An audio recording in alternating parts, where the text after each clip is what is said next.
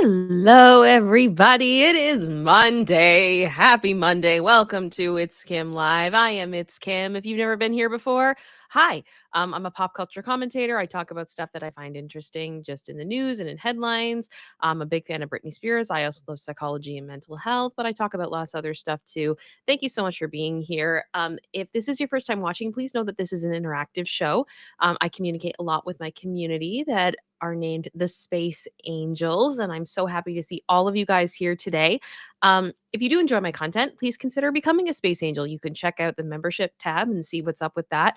It's a low price. I keep everybody at the same level. And I love to have this community grow and that it's a place that people can just come and be themselves and have fun. And just chill. We just like to have a good time. We like to just, I hope that when you leave here, you feel better than when you came in. That's always kind of the goal that I have. So if you are watching on the replay and you want to jump to a specific area, I have timestamps that are going to be in the top comment below that you can jump around and see what you like, or you can just watch the whole way through. I think that pretty much does housekeeping to start off with. How is everybody doing? I see the chat. Thank you all so much for being here. Please let me know if you received a notification for the stream today. And also, where are you watching from? What you drinking? What you up to? What you doing? It's good to see everybody. I did want to say thank you very much right off the bat. Oh, sorry, I didn't mean to hit that. But Rio, oh baby, hi. Hi, I say hi back. General Scott, thank you so much for the 5 gifted memberships as well as the PayPal that you sent us. Very much appreciate that. If you do want to contribute to this channel via PayPal, it all goes directly into an account where any billing comes out of. So things like paying for StreamYard or any other payments or things like that associated, it goes directly to that. So thank you very much for contributing to that as well. And also your comment with the PayPal, Scott, I laughed at the end. He wrote a very he wrote his thoughts out about the SNL situation, and I think they're very valid. But he ended it with just saying like, also, F Jada and F you, Dan. Much love. Producer sister and I were laughing pretty hard. So thank you very much for that as well. I hope you all have enjoyed since Wednesday the update about Dan and that whole thing. That's been crazy. I'm seeing a lot of birthday activity too. I think I saw it was somebody's birthday earlier, and Tammy. I guess today is Tammy's birthday. Happy birthday, Tammy. I hope you are having a wonderful day. And that you do continue to have a wonderful day and you enjoy yourself and take time for you, spoil yourself. I hope you have a great day and so happy that you chose to be with us today on your special day. Also, Grace Fall 94, welcome to being a Space Angel. Welcome to being a member. It's so good to see you. So that brings us up to 6 members today so far. And we just start, you know what? We've been live for 6 minutes and we got 6 members. That's pretty sick. Not gonna lie. That's good. That's good. And I feel like there was somebody else that had a birthday as well, and I'm not sure who it is. So I did see it. I apologize. I should have like pin marked that or something, but I could not. So I apologize on that front. But yes, I hope everyone is having a great week. I've got a few things to go over today. We have it was Colin. Colin, I think. Someone said happy birthday. Oh, happy birthday, Colin. Happy birthday, Colin. I hope that you had a great day because I think you said yours was yesterday. So I hope you had a great day and you're doing great. And Diva D's birthday was over the weekend too. Oh my gosh. Like, this is crazy. Happy birthday to all of you. This is wild. Also, General Scott, thank you for another 5 memberships. So that means we're up to 11 new members today. Thank you all so much. That is amazing. Thank you, General Scott, for your incredible support of this channel as always.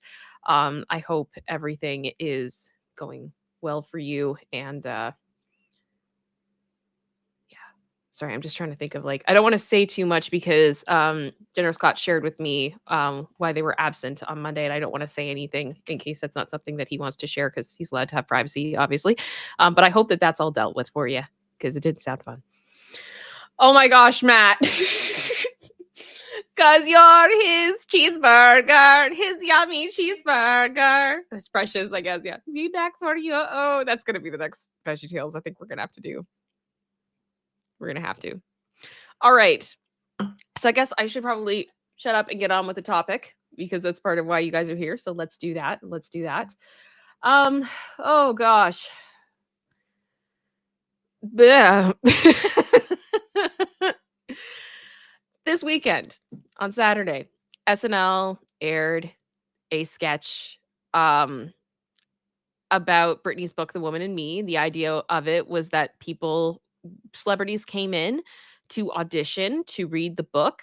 Um, so basically, all the people that didn't make the cut because Michelle Williams got the job of reading the book. And there's also an impression of Britney as well, done by Chloe Feynman. And there's a lot of people that are very unhappy about this sketch. And I have thoughts, I have feelings, and we're going to go over it because I knew you guys would probably be asking me what I thought about it. So I figured, okay, let's talk about it. Let's go.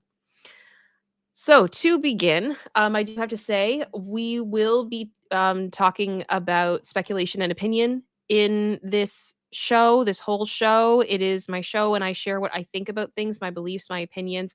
They're not to be taken as fact. Please do your own research. And if you are interested in why I think the way that I think, I have a doc in the description that is literally just links that I reference or things that I've read or things that I show all through my show just to back up why I have come to these conclusions. So you are welcome to take a look at those within your own research, forming your own opinion. As well, please do not send hate to anyone that we talk about in this show. All sending hate is not cute, and I do not like it. So please don't do that. And also, hello, YouTube human reviewer.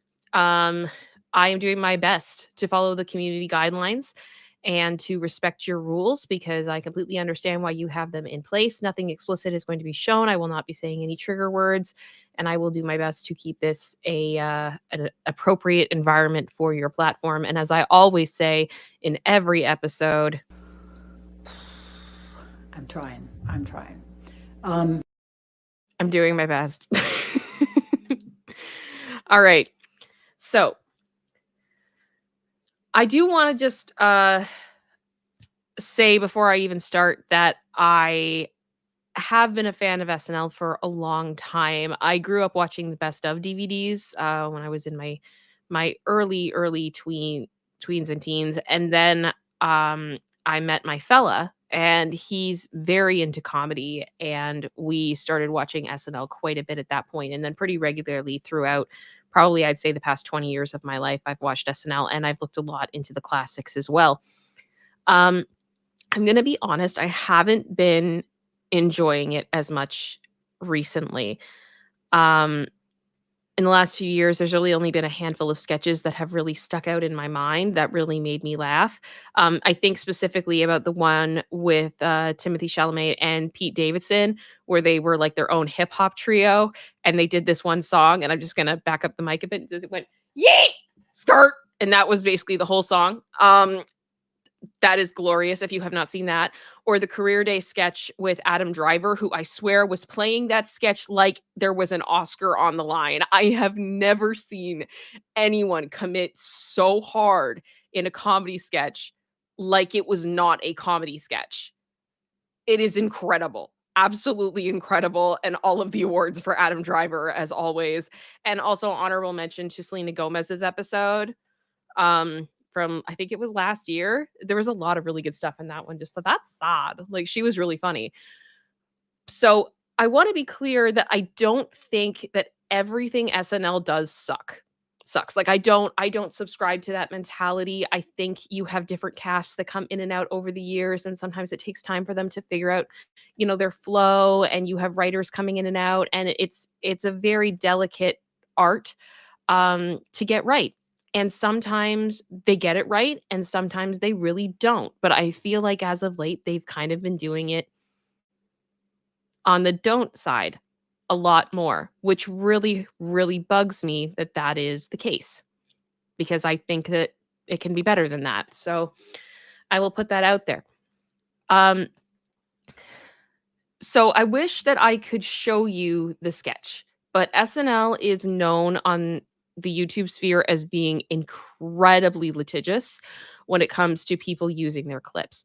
So what I will tell you is that if you have not seen the sketch, um, yeah, the premise of the skit is that celebrities are auditioning to be the narrator for The Woman in Me in the audiobook version, and it gives the comedians the featured comedians and everybody that's in the show an opportunity to show off their impression skills.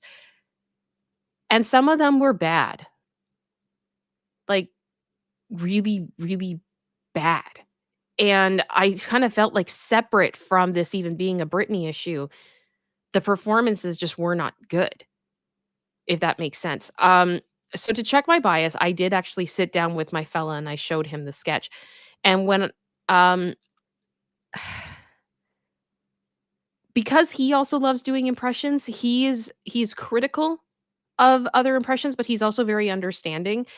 And I will tell you that the sketch made him uncomfortable. 100%. That being said, we did enjoy Bowen Yang and James Austin Johnson's and Ego Nwodim. I hope I said that okay. But the rest of it was just really cringy and not fun cringe. Like I think you should leave. Just cringe, just cringe. So when I saw that Cade Hudson, Britney's manager, allegedly, and we'll get to that in a minute, dragged the sketch, I wasn't shocked. So apparently, allegedly, Cade wrote on X, "Wow, the writers of SNL are getting worse and worse. No wonder you all reached out to me to get Britney on the show. SNL is on life support. You all are pathetic. And this Chloe isn't funny. Did you find her on Craigslist or something?" Guys, when I read my husband that tweet, he laughed harder at that tweet than he did the entire sketch.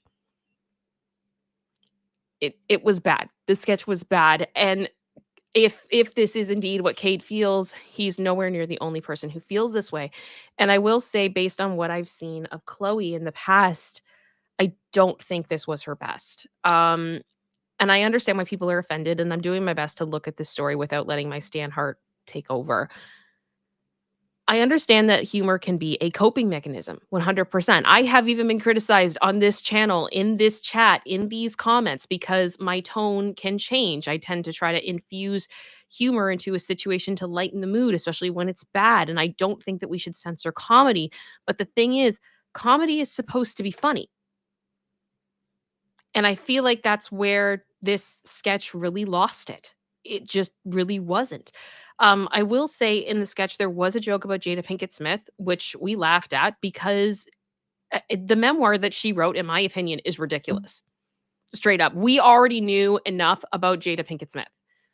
The Red Table Talk, I think, told most of us far more than we ever wanted to know about Jada and her family. But when it came to Britney, people had questions. People were concerned, right? Like, fighting for Britney's freedom sparked a movement that literally changed legislation. This was not a normal celebrity memoir. This book is about a survivor. And when you're done reading it, you're left in a place that you feel hope, but it's also been a really disturbing and tragic experience to get there. The book contains the words of a woman who was unable to speak for 13 years and has had some of the most horrific things imaginable happen to her. And this is one of the ways that she's trying to heal and move on. I mean, she was, I want to say the T word, but I'm afraid I'm going to get hit for it. Imprisoned, stripped of her human rights. Her children were taken away. She was forced to make millions for people who ultimately, in my opinion, speculation and opinion, tried to end her. So, yeah, that sounds so funny. That's great.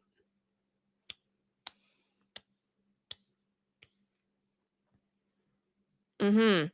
So, in all honesty, my issue here does lie with the writers. The tone is already so dark, and that's really hard to make it work. If you're going to make something like this work, you've got to go so hard. And if the writers did not understand the gravity of what was written in the book or the conversation around it, that's on them. And they deserve the backlash they're getting.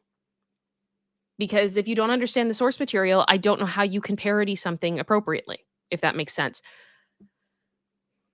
And I really do feel like the whole thing was a really bad idea. I'm also amazed that this sketch was pre-filmed and this was the best that they've got. I am terrified of what landed on that cutting room floor, in all honesty. It's just cringy. However, this morning, this whole thing got a whole lot more complicated because some people are saying that Cade has posted on his private Instagram account that the post was fake and that he never said it. So there's this huge, big now media circus going on about what Cade said, except Cade might be saying he didn't say it.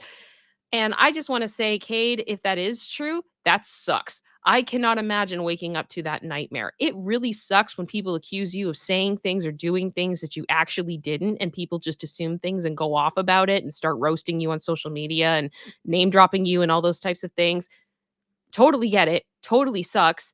But at the same time, I kind of feel like, Kate, if you want to set the record straight, why did you do it on a private Instagram that people can't verify? Like, I want to be able to put this up for you and be like, yo, he didn't say it. But Kate has to follow me back in order for me to see it. So if you want to take control of that narrative, I think maybe you need to like talk to page 6 or something. And maybe by the time the stream is done, that will have happened. But yeah, now it's just super confusing and I don't even know what's happening anymore. So I don't know if the Cade part is true. I don't know if it's not. I can't confirm it one way or the other, which is super duper frustrating. But at the end of the day, I think we can just say that this was just not a good idea. I don't think this skit was a good idea. And now we have this big mess. Britney is again a joke to people. Her pain is a joke, which is why I think a lot of Britney fans are pissed because enough is enough. This woman has been laughed at enough. It's just ridiculous. And that's why we've all just kind of had it. Like, let me know in the chat. Does that make sense to you? Like, do you guys know what I'm saying? Am I off base on this? Like, what was it about the sketch for you that either you were like, this isn't a big deal, people need to get over it and move on, it's just a sketch, or if it really upsets you, like, why did it upset you? Because I think this has to be the conversation that we have now. And I would really love to say that it's like, oh, it's just SNL being SNL. But the thing is, it's not, because we still have situations like we did last week with Timbaland making the muzzle comment and things like that. When it comes to Britney, there seems to be this like, nothing is off limits. There is no tact anymore. There is no compassion for her anymore. And again, it's like, just leave her alone. And can we try treating her like a human being for once? I feel like she's earned that. In all fairness, it's just ridiculous. I'm seeing, I see Katie Artist 94 said, let's do a poll. Okay, so I will start with, were you offended by the SNL sketch? Yes or no? And we'll start from there.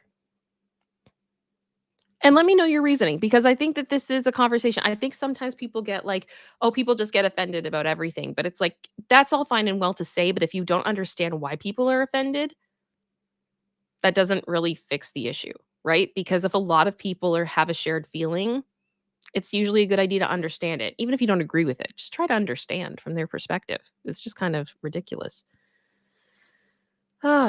So basically, with this story, I will end it like this. I don't know what the truth is. I will see if I can validate it. And when I can bring you the truth, I will, because I try to do things accurately and fairly, but it was really, really difficult to do. And oddly enough, I feel like this is a very interesting segue into our book club finale, because now we go into the last chapters of The Woman in Me, which I think this is exactly why people are mad. This is exactly why people are upset about this book being made as a joke. Because what is said in these final chapters is disturbing and upsetting. And so I am going to give a little bit of a trigger warning before we move forward in this. This is going to go over Britney being forced into the institution against her will and her fight to get out of the conservatorship. So if this is something you don't know the details of, just prepare yourself. It's not an easy read, but I think it is important. So, you know, if not, if this isn't for you, I would say we'll probably be about 20 minutes, and you're welcome to come back and join us when you feel like it's better for you. So, all right. Taking a look at the poll here, guys. My goodness, we are looking at 30% of you were not offended and 70% of you were. So I think it's interesting. And the funny thing is, Matt, I'm actually going to pull up your comment because I think that this is the other thing that I'm hearing a lot. You said, I'm a no. They were trying to ride the book without going into the book. What a waste of brain cells. So it's basically like, I'm not offended because it was bad. And I think the thing is, I think there's some people that are offended because it was bad and they wanted better for Britney. But I totally understand that mentality as well. I was just kind of like, it's just not a well done sketch. That's my opinion. Okay. So, book club. Are we ready? I think so. Thank you very much to all of you that are here. I would encourage you to please consider liking this stream, subscribing if you have not, looking into membership, all that stuff. It all really helps the channel, and I very much appreciate it. And I do just want to say thank you to Cheryl E., who has been a member for 11 months. Well said, ItsKim. I love your voice of reason. Thank you very much. I appreciate that. I try to be balanced the best I can. You know, it's hard. Especially it's hard when it's like I don't want to see Britney laughed at, you know what I mean? But I want to be fair. I want to be fair. Lisa Boo, member for 6 months. Thank you so much, Lisa, for your support as always. Mean-hearted parody is not funny. Love you too. I would agree. I would agree. I would agree. And I think that's part of it. It's just the meanness. The meanness isn't cute. I don't like the mean. I'm going to end the poll though. So I think it's safe to say we're like a 70-30. So 7 out of 10 of you were like, ew, this sucks. I'm offended. Yuck. And that's significant in my opinion. I think that is significant. Yeah. Okay.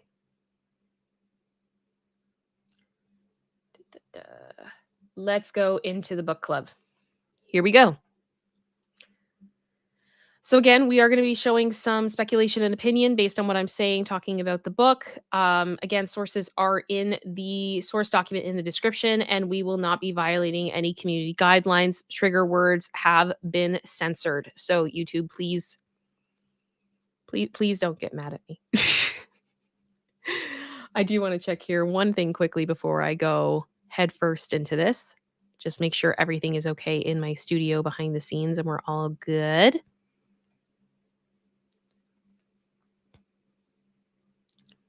Oh, well, that's interesting. Okay. Sorry, guys. Okay, we're back. Sorry, boring stuff. Okay.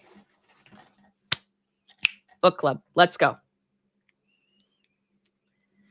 So for this finale, what I've tried to do is use a photo shoots from around the time.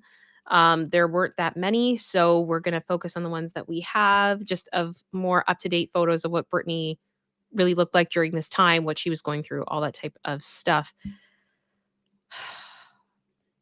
And I've also grouped some of these chapters together just for the sake of simplicity, because there is some stuff that's kind of weaved throughout. So to start, we're going to be talking about chapters 41 and 42 at the same time.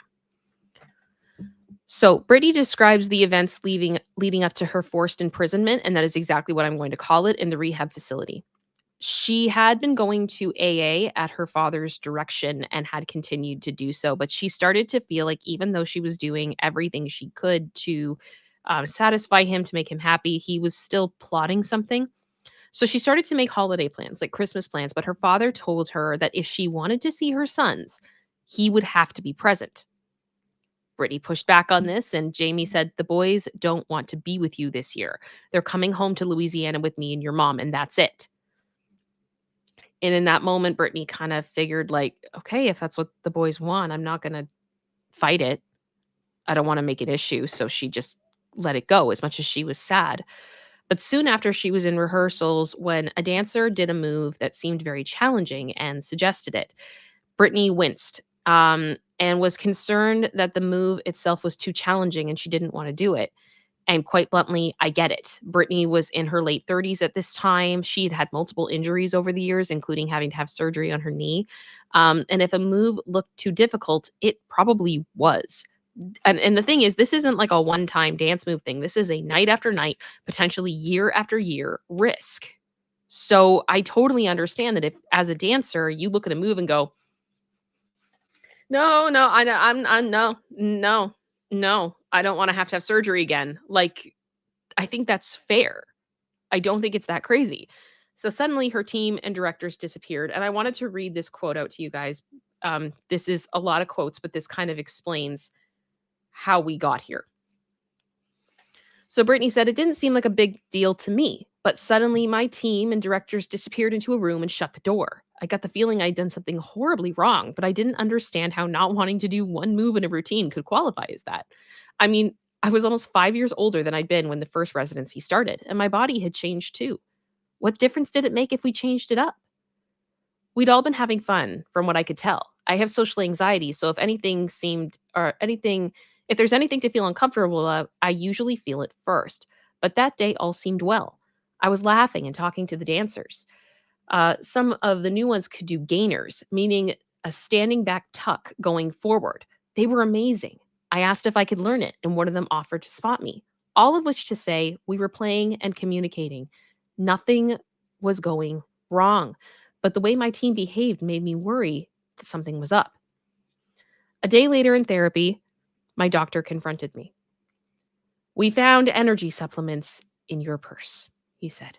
The energy supplements gave me a sense of confidence and energy, and you didn't need a prescription for them. I'm assuming they're the same ones that we've had issues with in the past that she's taking because her diet has been so limited and she's been struggling with her energy and strength to be able to do her show. He knew that I had been taking them during my shows in Vegas, but now he made a big deal out of it. We feel like you're doing way worse things behind our backs, he said, and we don't feel like you're doing well in rehearsals. You're giving everyone a hard time. Is this a joke? I said. Instant was furious. I had tried so hard. My work ethic was strong. We're going to be sending you to a facility, the therapist said. And before you go to this place over the Christmas break, we're going to have a woman come and run psychological tests on you.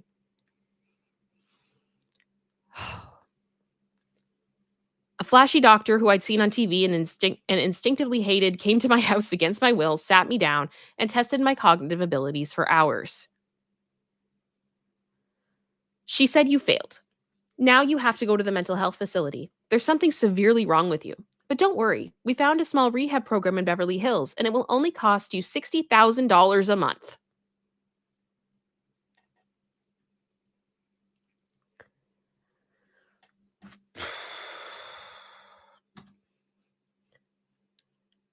I gathered my stuff, crying.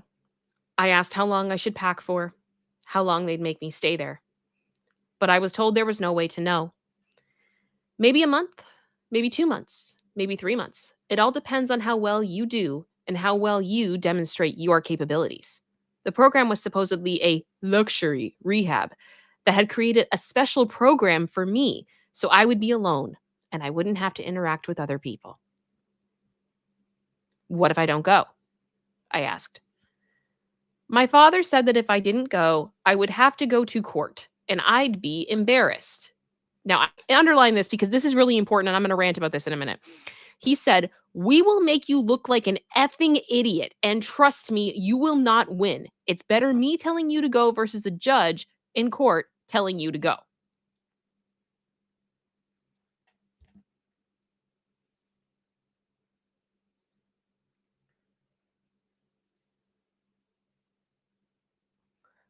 I have been surrounded with mental health dialogue for most of my life. I am aware of how things go when people get to a point that they need to be put potentially somewhere where they're not a danger to themselves or a danger to other people.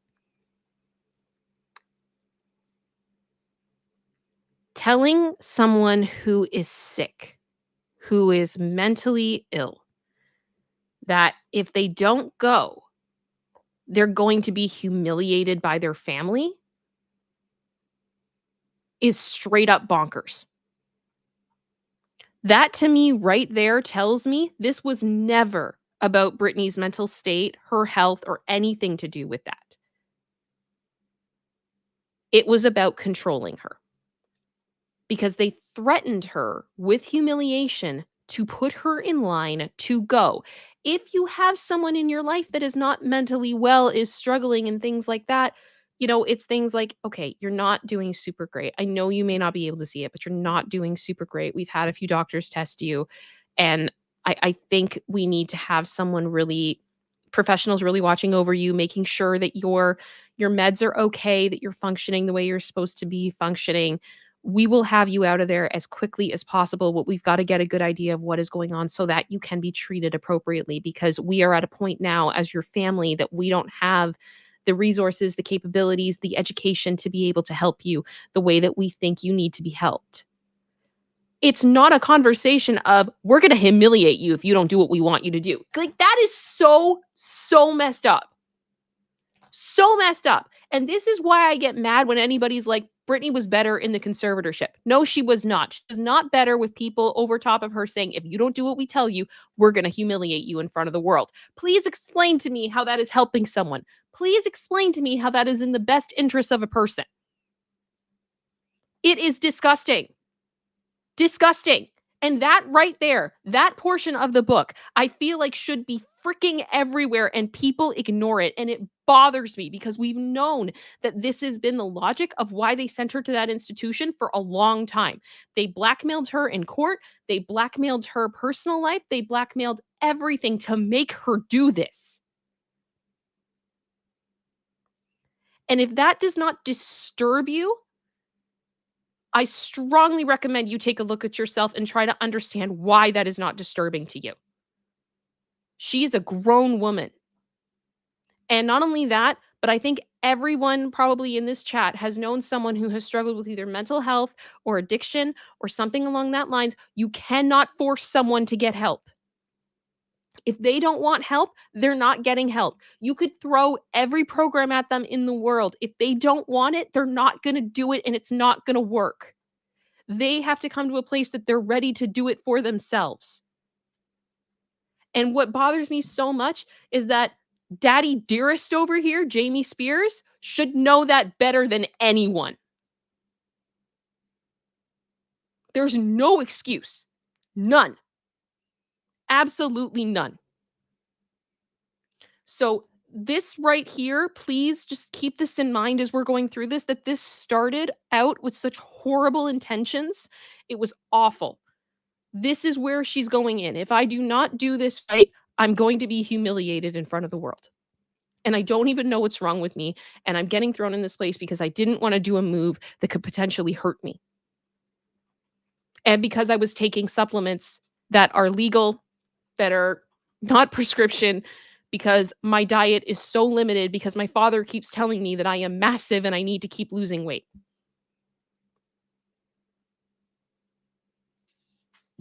Okay, so we're starting off not in a good place.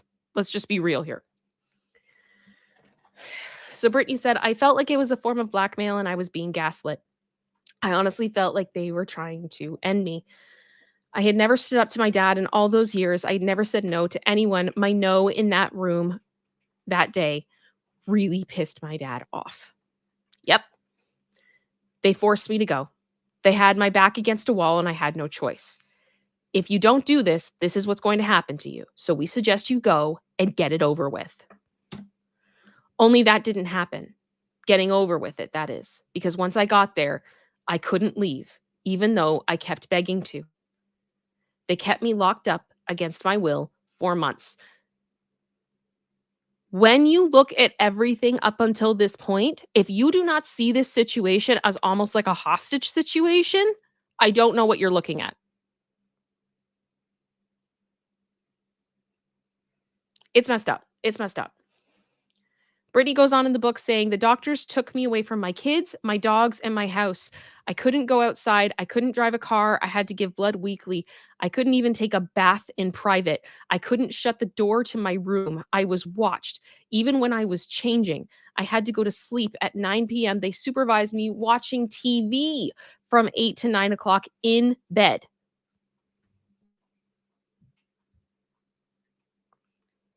I had to be up every morning at 8.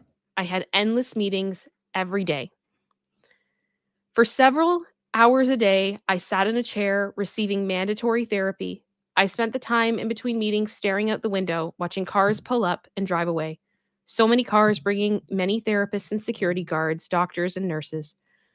What I think did the most damage to me was watching all those people coming and going while I was prevented from leaving.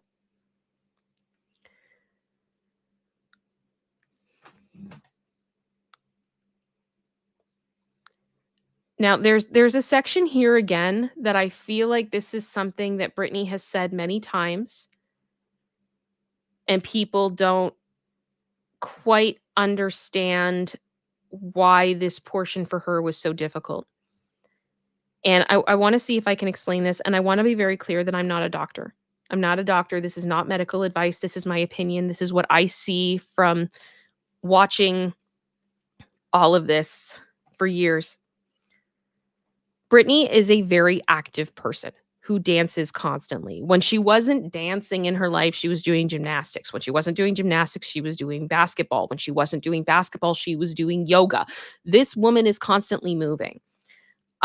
Very heavy into fitness, and I believe that her physical activity is a major part in her staying healthy, both physically and mentally. And it's a coping mechanism, essentially, I think, in some ways that she's had since she was like 2 or 3 years old. This is in her. This is a part of who she is. And this also aligns with her ADHD. So in 2012, it was revealed that Britney does have ADHD, and they had to actually change the way that they were doing the auditions in X Factor to be able to accommodate her and her attention span. Because at the time, Britney was not allowed to take medication that would have alleviated her ADHD symptoms. So her sitting in a chair watching people audition for 8 hours a day or more was very, very difficult for her. So she had to have constant breaks to alleviate that because she was not capable of sitting in that chair through those auditions. So you got to think about it this way. If X Factor, Simon Cowell, everybody over there understood that, yet she goes into a rehab facility and she's being forced to sit in this chair for as long as she is, and she can't move around and all those types of things. How is it that she was treated better on X Factor when it came to that than in the facility?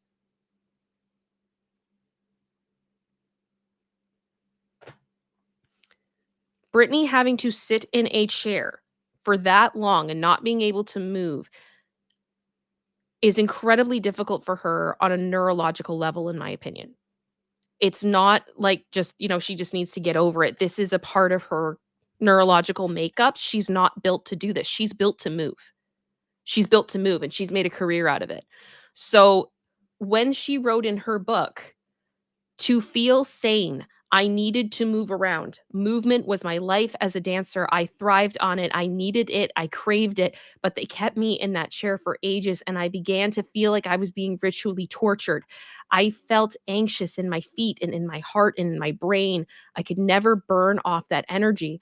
You know how when your body's moving, you're reminded you're alive? That's all I wanted, and I couldn't move, which meant I began to wonder if I might actually already be half not here. I felt ruined." She's absolutely right. She's not being dramatic when she says this, in my opinion, based on what I know about her and her ADHD. She was not designed to do this. This kind of treatment goes against what her brain and what her body needed. So she was forced into treatment she didn't want.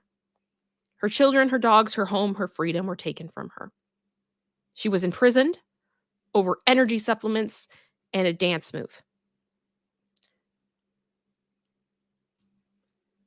I have some articles in the doc that I referred to while I was writing all of this out, particularly when it comes to ADHD, the neurotransmitter dopamine, and exercise. And if you are doubting what I'm telling you right now, I would encourage you to take a look at those sources. And the articles are written by medical professionals, and they explain how devastating the lack of physical activity can be to someone who needs that dopamine. And with current research, it strongly is suggesting that a lack of dopamine and ADHD are connected. Um, there's a lot of treatments that are specifically targeted at dopamine for that reason. Um, And I truly believe that that was part of why this was worse. That's my opinion. Um, and again, not a doctor, but I think a lot of us that have struggled with ADHD, or as we lovingly call it sometimes in this community, neurospicy or AD4K, um, we know depending on the type of ADHD you have that this is very real. And I just wanted to say that as someone who also has ADHD, is neurodivergent, I completely understand why this would be difficult for her. And that people that don't understand that part of it could dismiss this as not being overly important, but I think it is. So that's enough of my TED Talk on that one. Towards the end of the chapters, Brittany says that the confinement she experienced took a mental and emotional toll, and that she felt she had lost her sense of self and that her spirit was broken. So for chapters 43 to 44, Brittany talks more about the experience there. She describes how she had to pretend to be okay in front of doctors and visitors, and how her own actions and emotions were constantly monitored and used against her. She compares her situation to being tested for witchcraft, where the outcome was predetermined regardless of the result.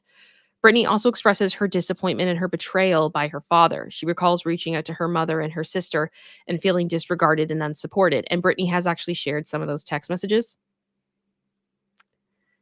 Brittany reveals that she felt like her life was in danger and that she believed that her family wanted to end her. However, Brittany found solace in the support she received from fans and the Free Britney movement. And she acknowledged the impact of her fans' advocacy and their belief in her struggle against the conservatorship. So she said in the book, several weeks into my stay, I was struggling to stay hopeful when one of the nurses, the only one who was real as, called me over to her computer. Look at this, she said. I peered at the computer and I tried to make sense of what I was seeing. It was a woman on a talk show talking about me and the conservatorship. One was wearing a hashtag Free Britney t-shirt. The nurse showed me clips of other things too, fans saying they were trying to figure out if I was being held somewhere against my will, and talking about how much my music meant to them and how they hated to think that I was suffering now and they wanted to help. And by doing just that, they did help. All the things the nurse was seeing, everyone at the hospital was seeing too. The doctor eventually noticed the people around the world were asking why I was still locked up. It was all over the news. Several weeks into my stay, I was struggling to stay hopeful. Oh, sorry.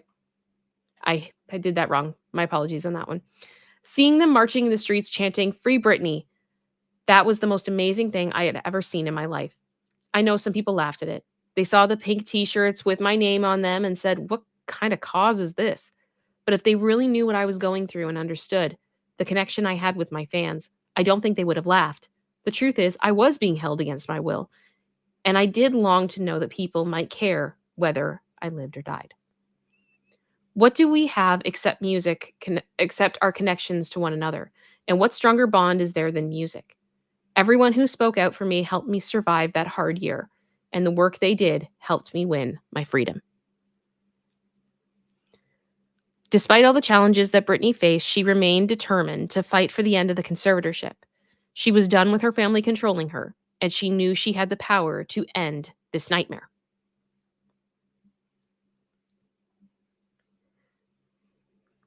There was another quote in that section that I thought was really, really beautiful, and I wanted to share that with you.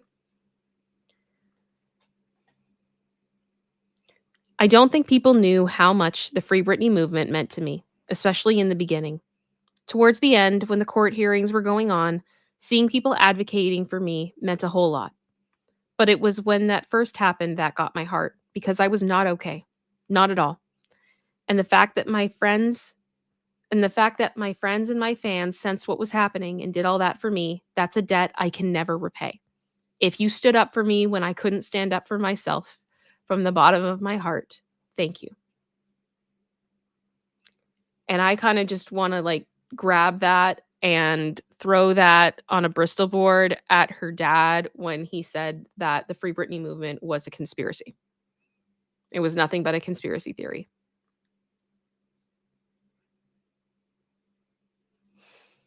Not quite. Not quite.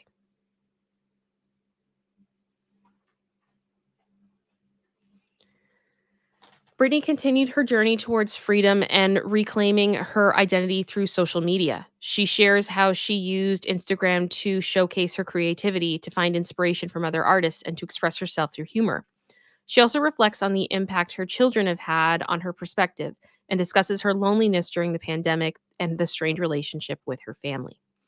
She reveals the loss of personal belongings and writings that her family threw away while she was in the mental health facility. And this is where I want to mention probably my favorite quote in this whole book is, and that is Brittany said, "In that moment, I made peace with my family." By which I mean that I realized I never wanted to see them again. And I was at peace with that.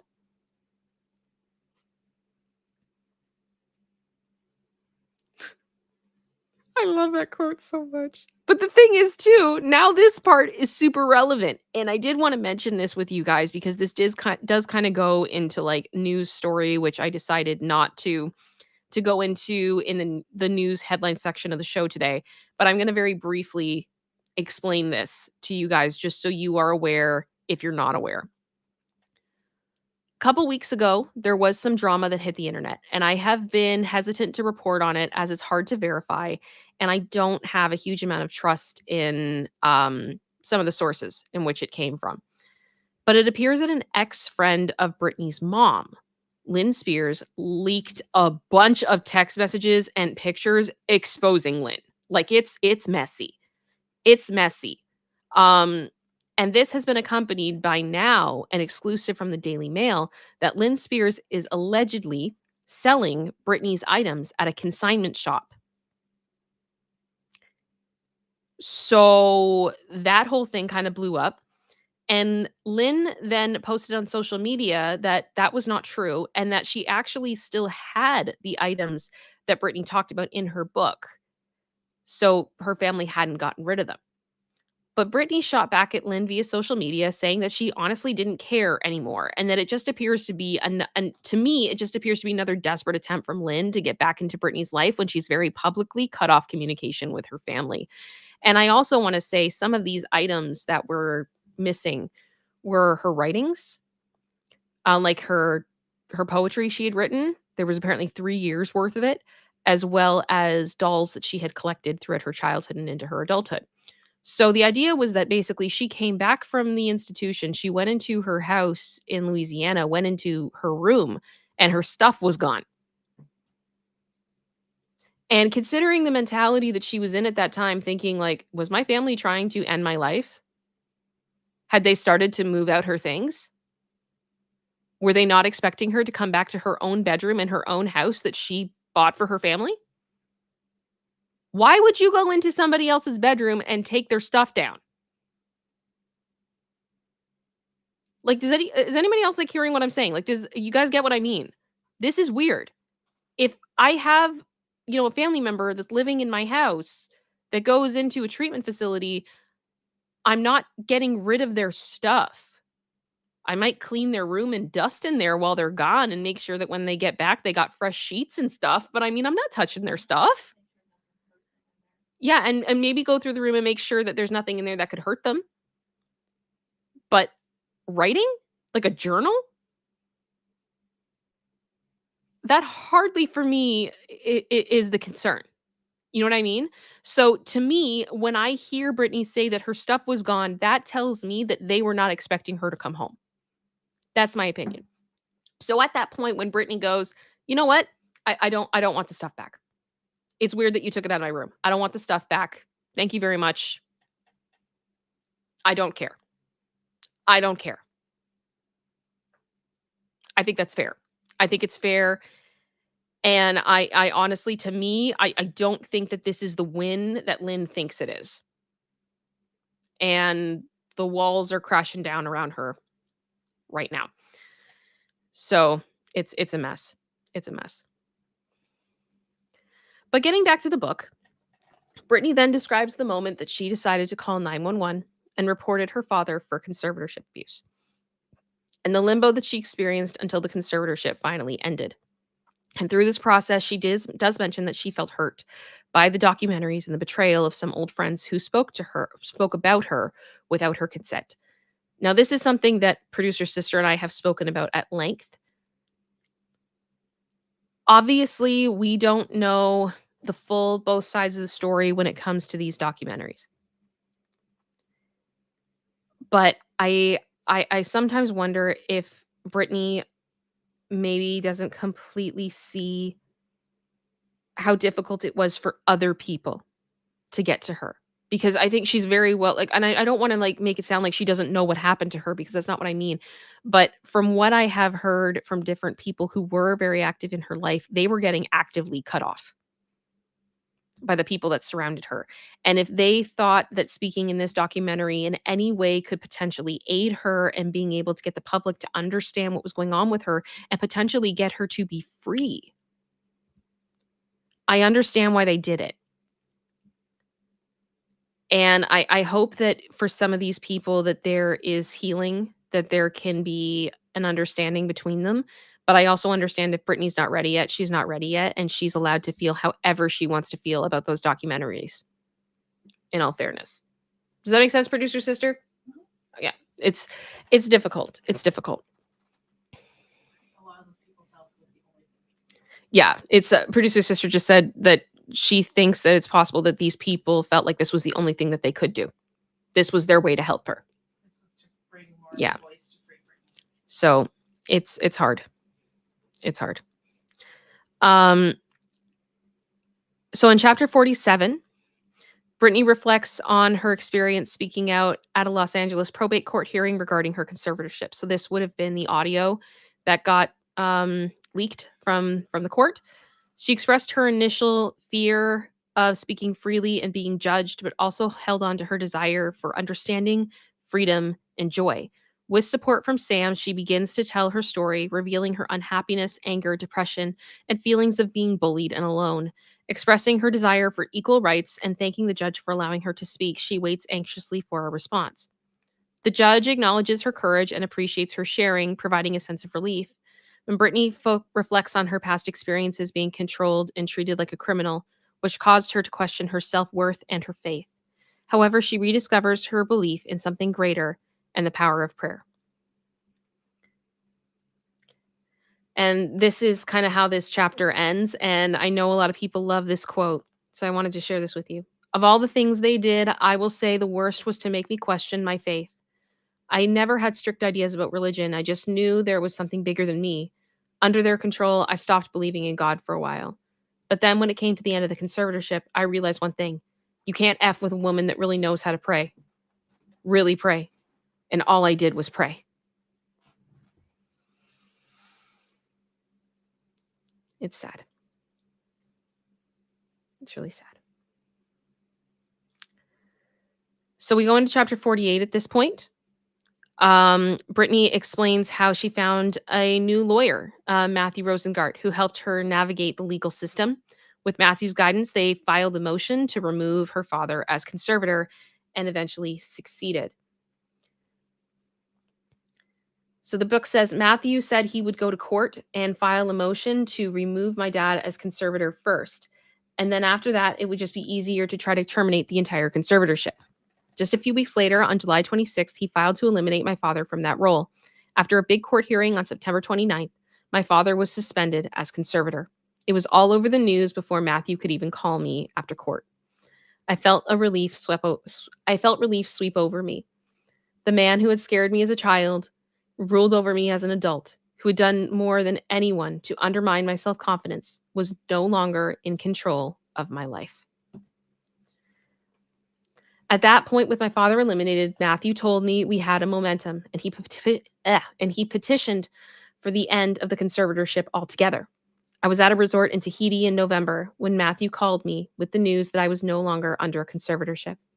He told me when I left for that trip that one day soon I'll be able to wake up for the first time in 13 years a free woman. Still, I couldn't believe it when he called me, and as soon as he came out of that court hearing and told me it was done, I was free. Even though it was his strategy that had gotten us the victory, he told me I deserved the credit for what had happened. He said that by giving my testimony, I'd freed myself and probably helped other people in unfair conservatorships. After having my father take credit for everything I did for so long, it meant everything to have this man tell me that I'd made the difference in my own life. Britney also mentions in this part of the book her desire to help other people in similar situation and highlights the importance of self-care and trust in her life now. Singing and music play a significant role in her healing process. And then as we talk about post-conservatorship,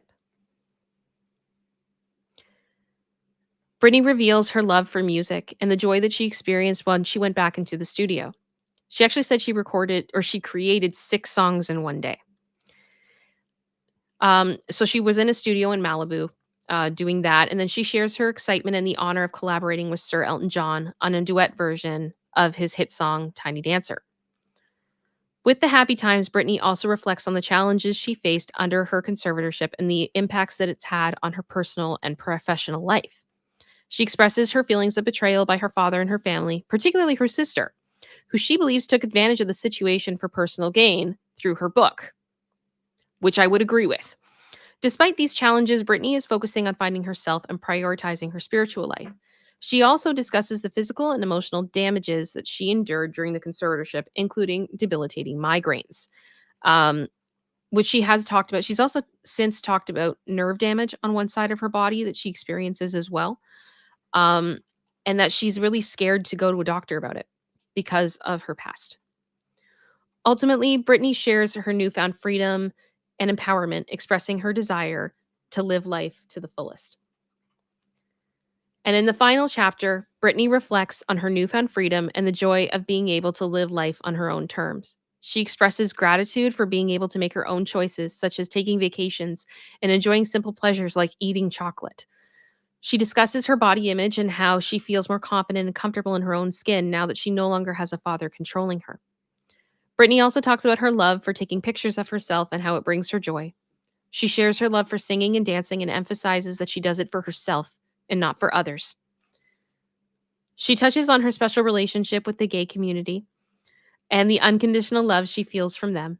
And Britney discusses her struggles with the conservatorship and the impact it's had on her mental health. Sorry. She opens up about the miscarriage that she had recently at the time when she wrote the book and how music has helped her cope with her emotions. And finally, she expresses her desire to inspire others with her story and how she's found empowerment and purpose in her journey towards womanhood. And that's the book, guys.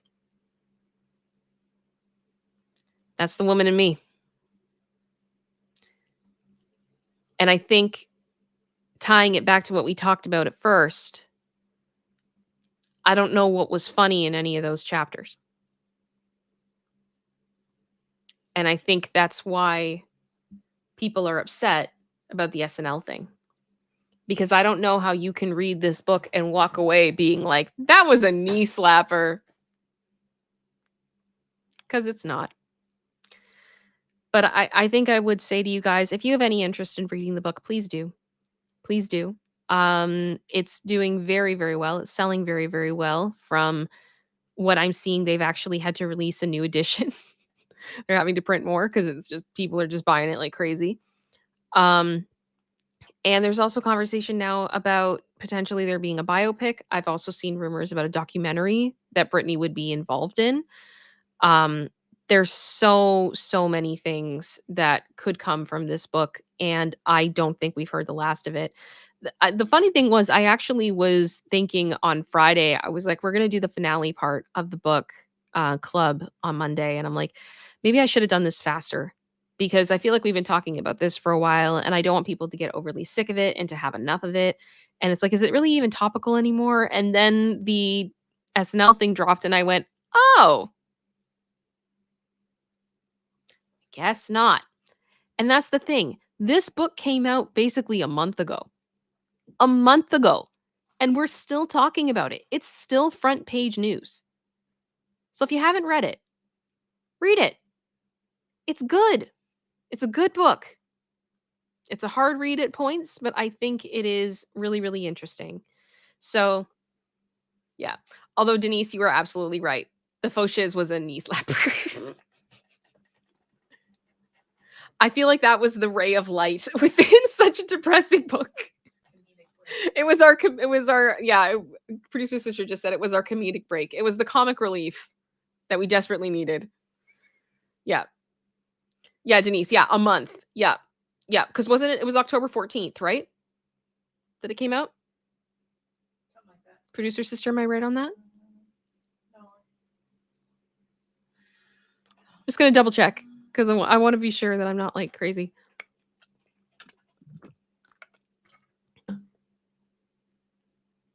Sorry, we're just fact checking.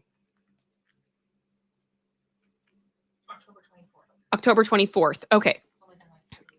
Yeah, so 3 weeks. Yep, so we've had 3 weeks. So close to a month. Close to a month. And we're still talking about it.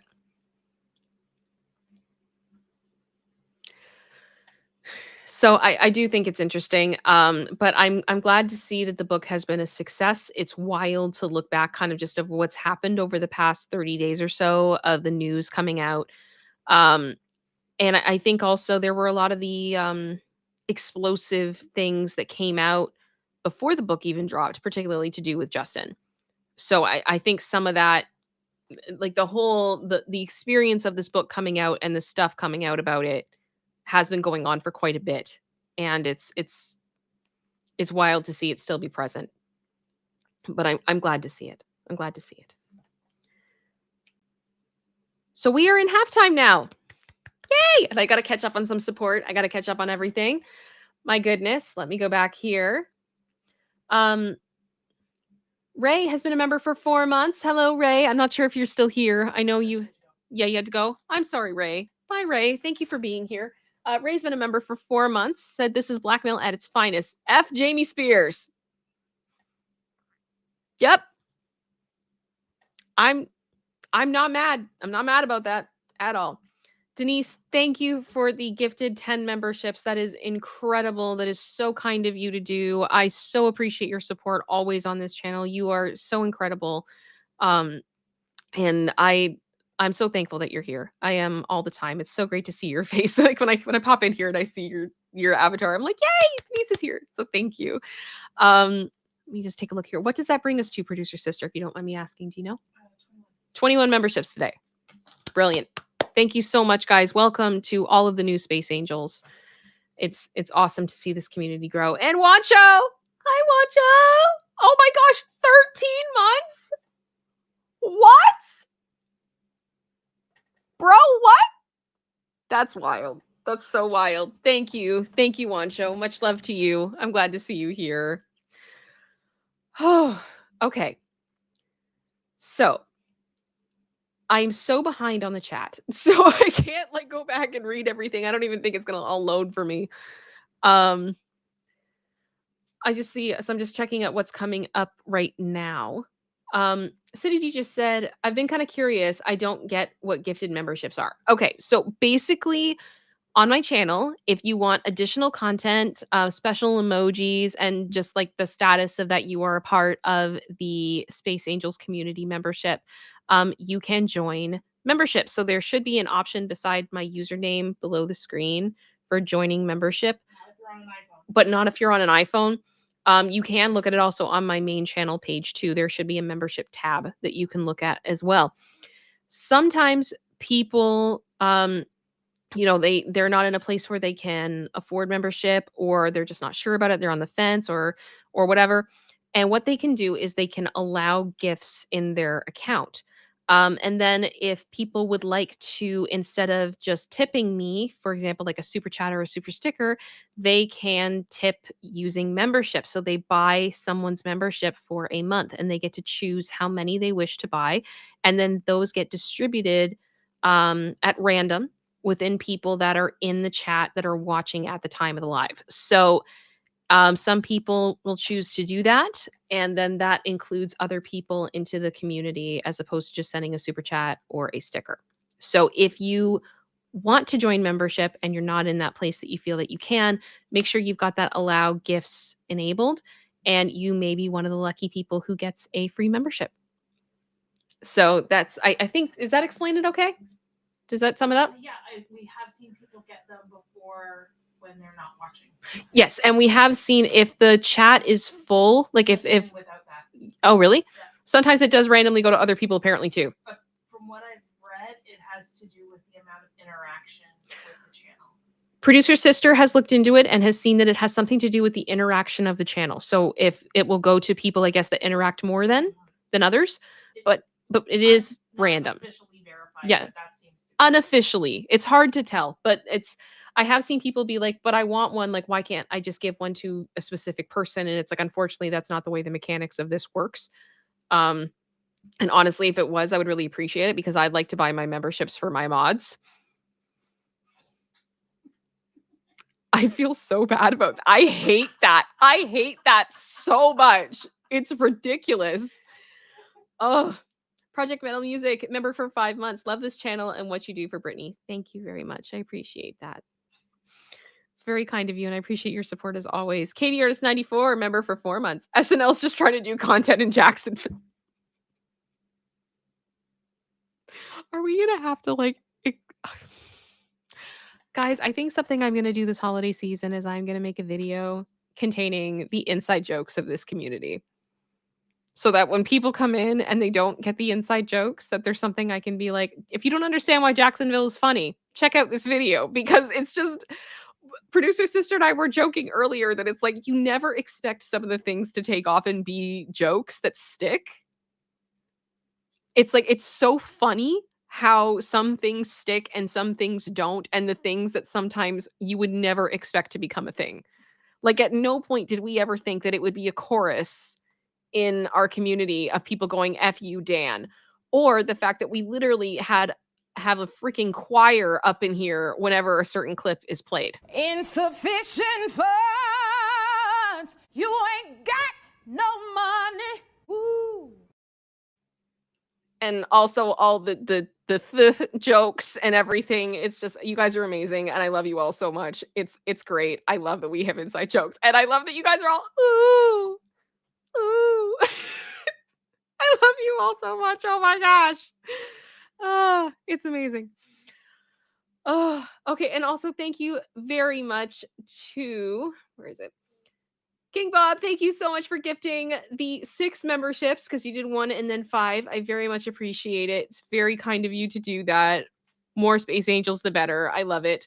And Lulu's mom, this is almost my 2nd month of membership. Before you know it, you'll be on your 3rd. You'll get there. It's gonna happen. We're gonna make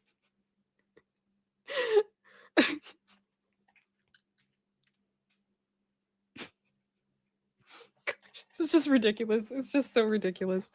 I love you all. Colin just said, can we send insufficient funds to Lynn Spears? I mean, she basically got told that. That's part of why apparently she's gone back to work. So, all right. Aw, Linda, I'm sorry. I'm sorry. Yeah, Linda's had a rough morning. I'm sorry, Linda. I hope everything works out. My heart hurts. Please remember to subscribe to Linda. Her channel's in the description of this video. She makes great content and she deserves your support because she's amazing. Dorozabi also just gifted 1 membership. My goodness, what are we up to now? You guys, numbers are getting up there now. This is 28? Yeah. Oh my gosh, 28. Wow. Thank you very much, everyone. That's amazing. That's amazing. I love it. I love it. I love memberships. I just love that it's like special. I love that it's an option that we can just include people. It's so awesome to me. Sorry, I'm just reading. Kyle, just sweet and no. We move on. Liam Hughes says, Kim, I can you have pic of Britney's albums there on the wall? I'm not quite sure what you're asking, but I can tell you I do have 2 records up of Britney's. I have In the Zone and Blackout, the vinyls. I do also have a couple of other ones I have not filmed yet, or I haven't framed yet. I have Glory, and I want to put it up, but I'm afraid that if I do, YouTube censors are going to get mad because it's the edition of her in the desert, which I love. I think it looks great, but I don't know if I'm going to have to find another one or I'll have to do something to make sure that I don't get in trouble, because that makes me really sad.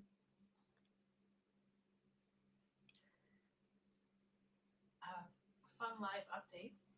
What? Britney posted on Instagram and allowed comments. What? Yep. Oh gosh. Sorry, apparently Britney has posted on Instagram and comments are working. I am afraid. All things truly wicked start from innocence.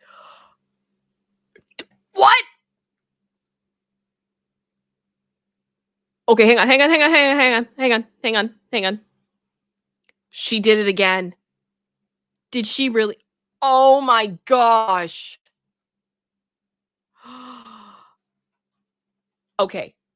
I'm gonna share this with you guys. Here's my moment, and I may have to talk about this later after I do more digging, because I want to make sure that I am I'm right on this. Do. Okay. So there is the new post from Britney 38 minutes ago. Comments are on. All things truly wicked start in innocence. Now, here's where I get my brain is going and why I'm stuttering and everything else, because I'm trying to compute in my brain and I have flow of things coming into my mind. Number of months ago, Britney and her mom had another conflict. I can't remember what it was over, but Britney posted that same image, if I remember this correctly, and I had a whole video about it, where it's literally called, let me pull this up.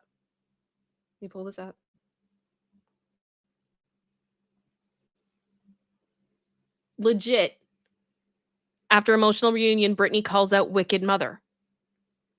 And it's the same deal that she has talked about this. And you can see in the video here, there's the image again.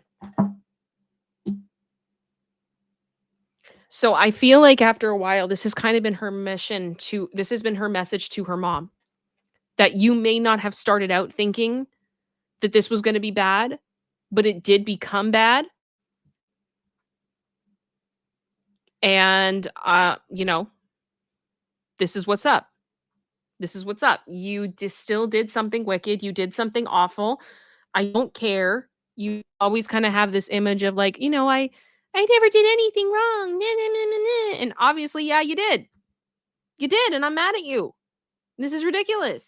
And she's been mad at her for it. I put out this, when did this video come out? 5 months ago. 5 months ago. June 9th.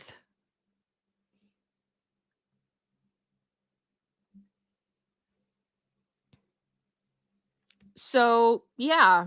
The message is the same. And to me, this kind of just forwards the whole thing that she's gone no contact. She's done it for a reason. She's not sorry. She's done. She's had enough.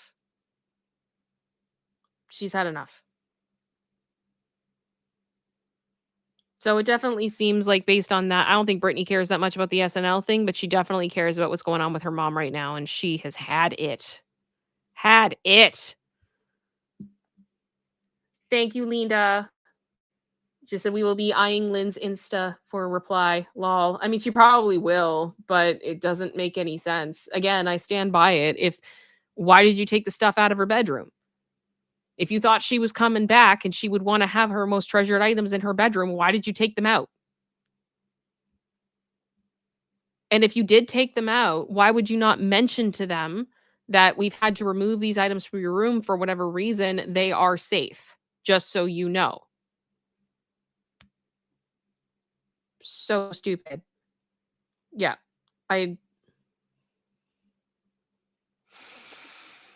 for you, Britt. I support you 100%.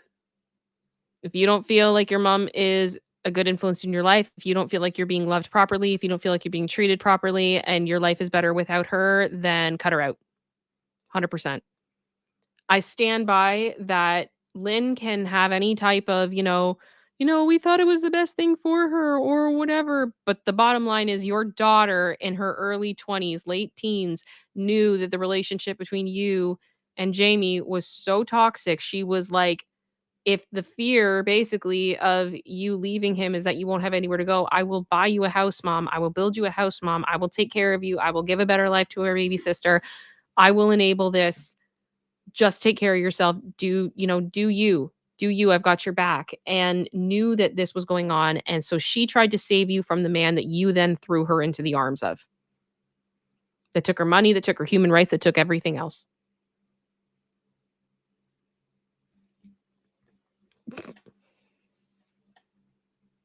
I have no patience for it anymore.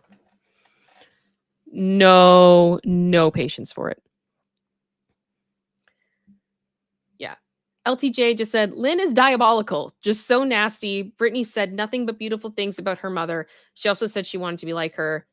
Thank God she's not. Yep. And I think that's part of why it hurts so much, because I think we were all rooting for her. I know for me, when I started to see what was going on with the conservatorship, particularly involving Jamie Lynn, and then like some of the stuff that was happening with Lynn in particular, it was just very much a Tyra Banks moment of like, we were rooting for you. We were all rooting for you. We were hoping that you actually did care about her, but apparently you don't.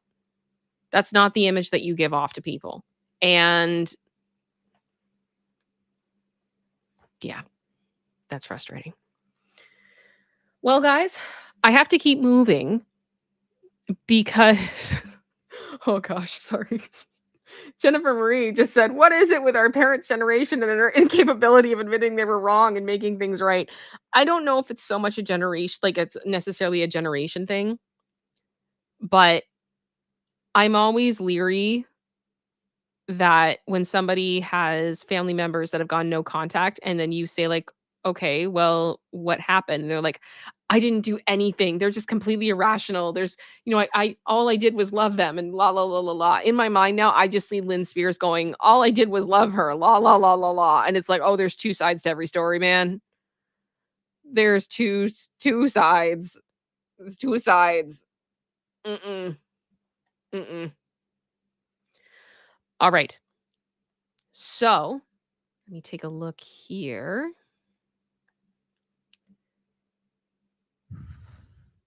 I don't know what I said, but it went down 11 subscribers from the time that we went live. What? Yep. We've dropped 11. I said something apparently that ticked people off, but there's nothing that is connected specifically to the video. So I don't know. Maybe we're getting purged again. Whatever. Just do our best. I come here for you. I come here for you guys. Alrighty. So, should we move into What the What? Are we ready for some fun? I'm ready for some fun. I'm going to be honest with you guys. I actually have a What the What before a producer sister What the What, because I wanted to share this with you because it had made me laugh way too hard, and I feel like I need to share this. All right. So, a while ago, producer sister and I were laughing at a picture of Sam Smith. Now, to be clear, we were not laughing at Sam Smith. We were laughing at what they chose to wear, and specifically the boots. So in September, Sam Smith shared this outfit with these boots. And yes, those boots are Dipsy from the Teletubbies, the children's show. And I had this moment of being like, these have to be, oh gosh, Denise, what are those? Oh my gosh. Yeah. So, I had assumed that these boots were like something that you would find on Etsy. Like someone decided they were going to take an old plush toy they had of Dipsy, they found another one at a thrift store, and they made them into a high-heeled boot because they could. I mean, I don't this could actually be a fun thing. Like maybe we could do this. I know I would need to set up an Instagram specifically for the Space Angels that you guys like. If you find weird stuff on Etsy, like send it to me because I know that there's weird stuff you can find on Etsy. It's bad. It can be really, really crazy. Really, really crazy. But the thing is, this is not This is not an Etsy find. Thanks to a random reel that has popped up on my Instagram, I now know that these are actually designer. And they come from a whole line of clothing. And I wanted to share this with you all. These are Christian Cowan boots. They are $2,100 US. They have sold out. They are back in stock. So if you really need to have these in your wardrobe and you got $2,000 lying around, you can buy these boots. It'll take you 3 to 4 weeks to get it, but you can get them. These are real. These are what rich people buy. I have so many questions. But I also have to say the next promotional shot they had for these boots, I cannot get over them because I feel like all I see is one boot that's been unalived and the other boot looking down at what they've done to their partner. And I feel like this shot should be a meme. This could be so many things. Like, I have so many questions. I cannot. So I have to show you this whole line because I didn't believe that this was real, but it is. So here is the t-shirt. This is the bargain piece of the whole collection. It is sold out though. Sorry to inform you. So it's the Tinky Winky t-shirt. It is $274. Comes in sizes extra small to extra large, and it is sold out. So I mean that's a thing that exists. There's also this hoodie, and I don't know why. I actually don't hate this hoodie. Because it's so ridiculous, but I feel like the hoodie for some reason owns how ridiculous it is. I don't know how to put it. But yes, this is the Teletubbies graphic hoodie. It is $491. It also comes in sizes extra small to extra large, and it is currently sold out. So this is also a thing that exists. We also have the Teletubbies denim jacket. The front of the denim jacket is literally just a denim jacket. There's nothing on the front of it that I could see that made it different. So I just kept a picture of the back. But yes, there is Poe. This denim jacket is $834. It is also sold out. So I'm sorry to inform you all of that. You won't be able to get this amazing denim jacket that I'm sure your wardrobe is missing. This is the piece. This is the piece that, it's incomplete. How am I going to sleep, Kim? What? How am I going to sleep now? Oh, producer sister said, how will I sleep? Because I can't get the jacket. I'm sorry. We'll have to find some melatonin. And here are the jeans. These are the wide leg jeans. They are $694. And they are Dipsy themed. And I also wanted to share with you the promotional shots. I don't understand this. Because, here's the thing. I get when designers do collaborations with different brands. I'm a big fan of Kate Spade. And if I had more money, I would have a problem with buying some of their little handbags that, they're very, they have one right now that's literally shaped like a carousel. It's so cute. I don't know when I would ever wear it. It's not about function, but it's adorable and it makes me happy. It's the same thing. I have a Betsy Johnson handbag that's literally a cake slice. It's cute.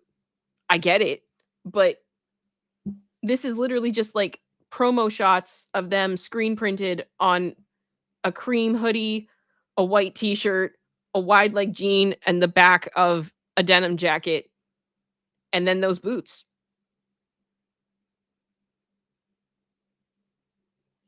I don't even know. I don't know. But here's another promo shot. Why? Why?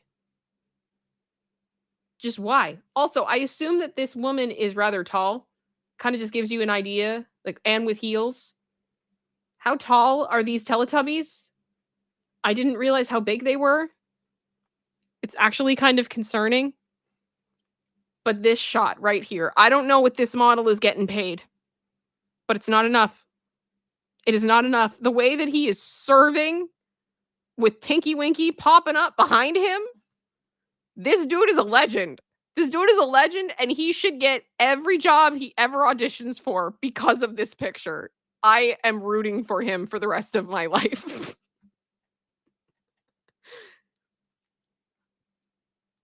But yeah, that was What the What I saw.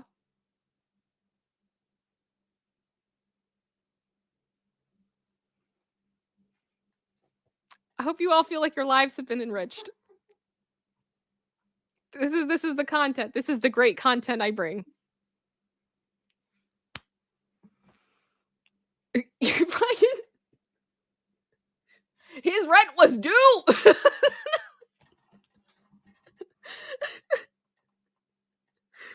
Oh my gosh.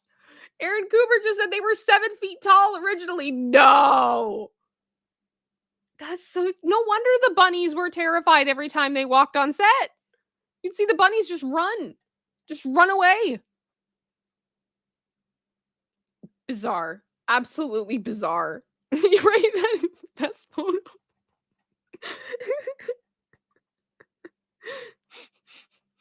Yeah, I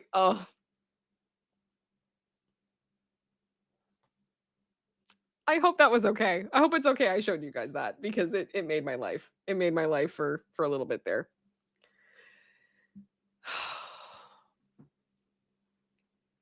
Yep. I'm glad you guys liked it. I'm glad you liked it. Gene Rick, thank you. Thank you. Yeah, I have no other words, Denise. Yep, it's hard. Thank you, Gene Rick. Marion Kania, I hope I said that okay. So I take it all the Teletubbies controversies from the past. Now, I don't know. I mean, we could ask, like, what happened here? Something happened. I think this should be a controversy. I don't know what happened, but it's not going to make any sense.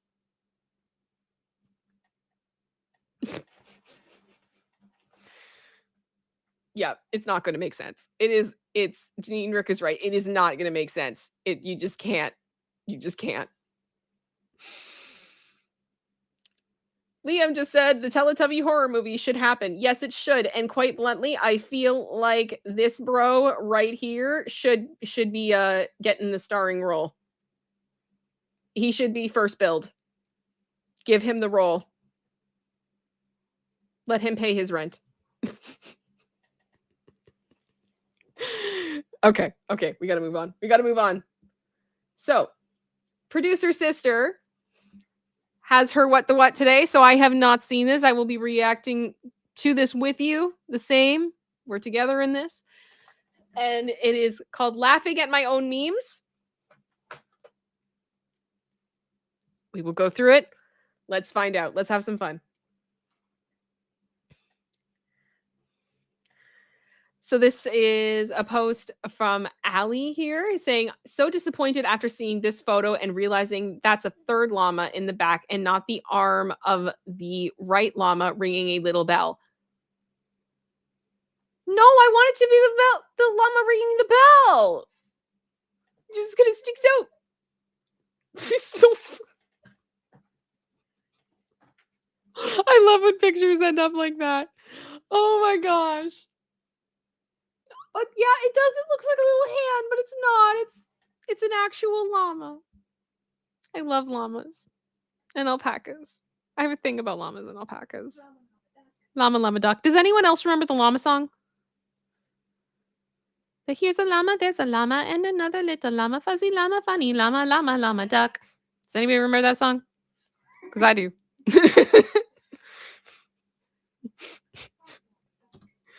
When a meme grows up, oh my gosh! What? Oh, you can totally see it too. You really can. I love it. Her face just speaks volumes. It's fantastic. Absolutely fantastic. Oh, I love that she actually got like the straps too, because obviously she's not in a car seat anymore, but just she figured out something. Love it. Seeing Zooey Deschanel without bangs or glasses made me accept that maybe people couldn't figure out that Clark Kent was Superman. Holy crap. Yeah. Wow. I don't think I've actually ever seen her. without the glasses or really the bangs. Wow.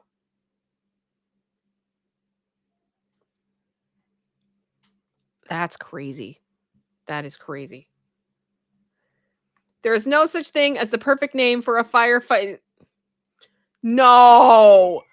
What in the Boney McBoat face? No. Lieutenant Les McBurney? Shut the front door. No. Absolutely not. No. Oh, come on.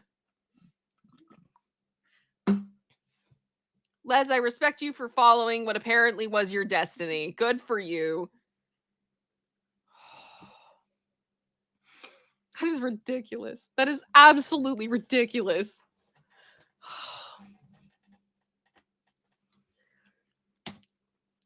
Sandra, can you open the effing door? We kind of got a situation out here. Oh my gosh, the cat. Why was this in Calgary? Like, I just got... Oh my gosh. Oh, let the cat in. Oh, I'm assuming the cat's fine. I don't feel like people would post this if the cat wasn't fine. Oh my gosh. Yeah, that cat has seen some things today. It has seen some things. It needs some help. This poor cat. Also the bear though, being like, "Yo, What up? what up?" I honestly feel like that bear is like, "Y'all got Timbits? You got something? I'm hungry. Give me the donuts and nobody gets hurt. I will let your cat walk free." Just Oh my gosh, I'm sorry. Medora, Sandra!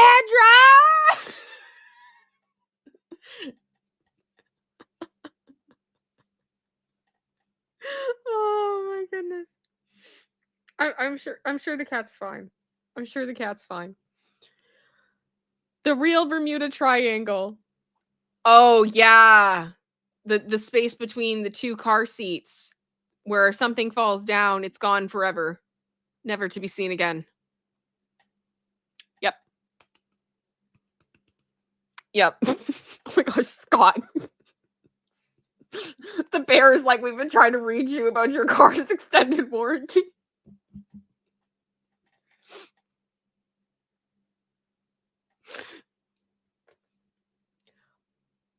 I have to ask you guys, that is not a spam call I have received. Is that a thing that it happens a lot in the States?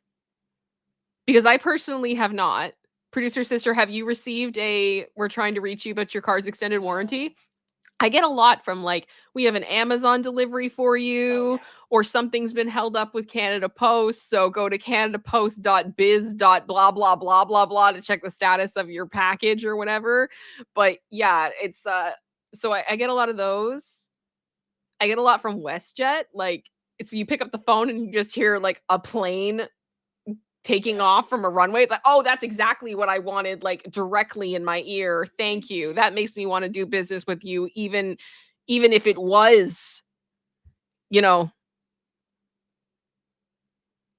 WestJet." But that's obviously not. It's not. It's not. Always, like, don't click on links. If you really think that there's a company that might have something of yours, you need to contact them. Go on Google, find their official site, call the number that's on the official site, tell them that you received a call, and ensure that it actually was them before you tell them anything, because these people out here be crazy. Absolutely crazy. Like a bear standing in front of a house crazy. Okay, but yeah, the Bermuda Triangle. It's that's true though. The things that we have lost over the years in that triangle. Rest in peace. I haven't met my new neighbor yet, but her dogs love me. Oh my gosh, yes. Hi. Hi.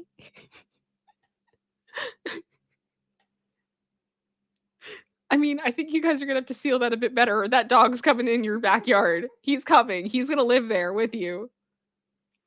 You're going to be his second backyard. This is going to happen. Oh my gosh. Oh my gosh. Linda, no. No. No. Don't tell me that. No, for whatever reason. Okay, Linda and I do not live near each other, but our weather systems tend to, like, if I have something in weather, she'll get it the following day, or she has something in weather, we can get it the following day, depending on the way that the systems are moving. I don't think it's been snowing yet. I really don't want it to snow. Please tell me it's not snowing. Actually, it's supposed to pour tomorrow. It's supposed to rain? Yeah. Oh, good. Okay. No, I'm not ready for that yet. I'm really not. No. Oh gosh. I love the second dog too. Like, you think that the snoot here, the middle thing, is another paw. It's not. That's a snoot. That is a snoots. It's a cute snoots. How I feel when I have to scroll down to the year I was born. Shut up! Shut up! Very accurate. It's too accurate and it hurts. It hurts. You know what kills me now is when people are like, I don't care about your opinion. You were born in the 1900s. I'm like, shut up. I was not. I'm like, oh, no, I was. No, no, no. But I've only got 10 years in the entire 1900s. That's not fair. How do you? No, like, come on. No. Born in the 1900s. These youngins need to shut up.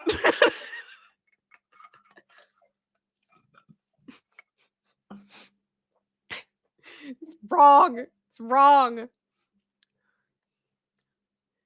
So Alex posted, bad news, I accidentally washed a nice wool shirt that I really loved. It shrunk a lot. Good news, I love it.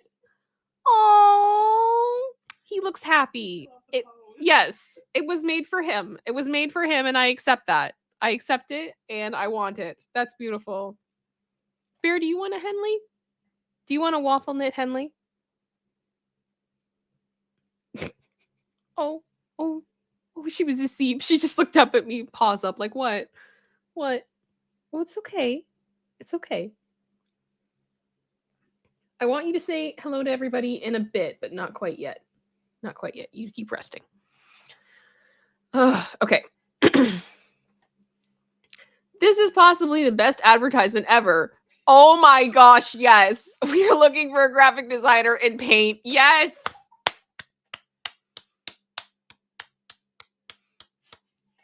The fact that it's in paint is my favorite thing. Yeah, they didn't even type it. Like, there is a text option in paint. You can type. You can type. You can pick any font. It's okay. It's okay. Oh my gosh. Oh, so beautiful. So, so beautiful. My family, for sure, when he gets a girlfriend, he'll mature. My girlfriend and I. No, producer sister, shut up. Okay. Okay. No, I have to. Oh my gosh. Okay. Okay. Sorry. I have this thing that it's depression. No, I have this thing with the inflatable dinosaur costume. It makes me so happy. And I love, like, every viral video that includes them. I do not have one. I would be scared if I did, because I don't know if I would ever take it off. But I'm going to be honest with you guys.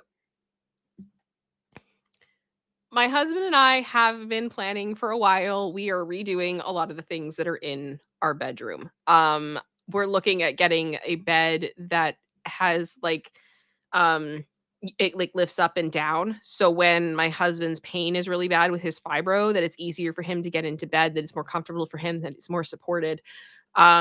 And so we've been saving for a while. We're working on it, and we're going to move into that place. But I was saying to him, like, I wanted to get new art for the bedroom. And I've looked at a few, like, nice little pieces, like, nothing crazy, but just, like, doing a bit of an upgrade, trying to make it really, really nice.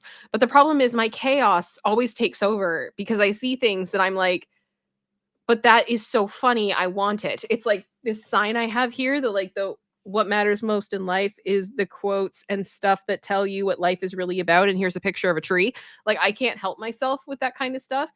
And something got recommended to me on Insta.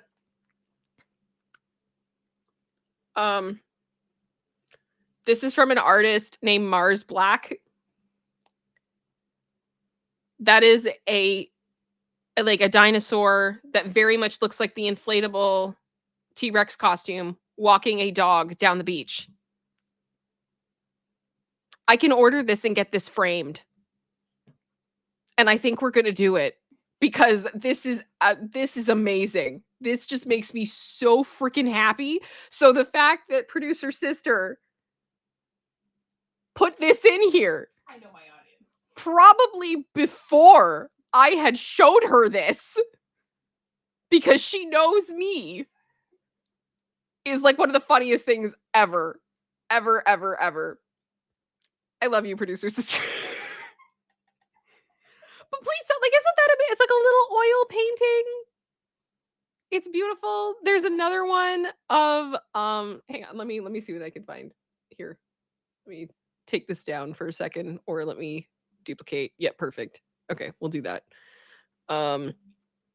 Yes, this is Mars_Black on Instagram if you are interested, because they have lots of other art as well. This is a cow that has a croissant as a parachute. Almost, or it's just a cow below a croissant. You know, if that's a thing you've ever wanted. Yep. Yep. That exists. Okay. But moving on. Yes. Yeah, for sure when he gets a girlfriend, he'll mature. I'm sure when Kim gets married, she'll mature. She'll start buying grown-up things, right? Totally. Coming up on 10 years of marriage. Yeah, coming up on 10 years of marriage, and I'm still looking. I'm still looking. I'm still waiting. All right. I just washed you. Please don't get dirt. That's a Pom, right? That is a Pomeranian. Oh my gosh. The way I feel this, though. The way I feel this as a dog mom. Oh my